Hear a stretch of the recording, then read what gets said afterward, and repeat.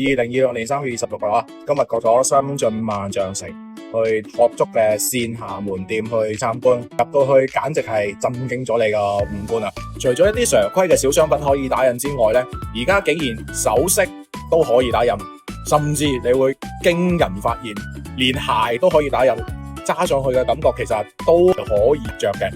而且顏色呢就有好多種選擇，唔好懷疑，而家連迷你城市佢都可以打造啦。我諗下一步可能連巨型嘅城市佢都可以幫你打印出嚟。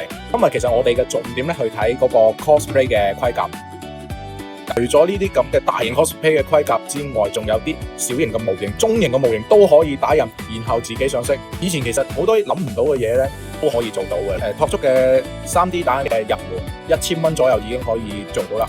佢同頂配之間嘅區別咧就係佢嘅顏色更多啦，可以打印嘅時間更快，同埋打印出嚟嘅體積更大，都係1萬蚊左右。隨住而家科技嘅提升啊，柔性嘅製作越嚟越家用化 ，AI 加柔性供應鏈一定係中國未來發展嘅趨勢。